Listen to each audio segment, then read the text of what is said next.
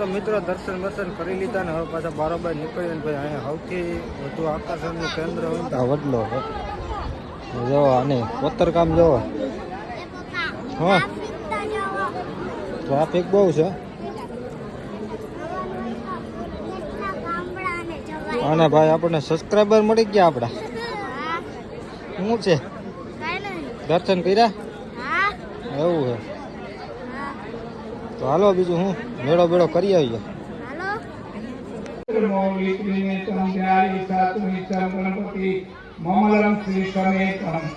Ganpati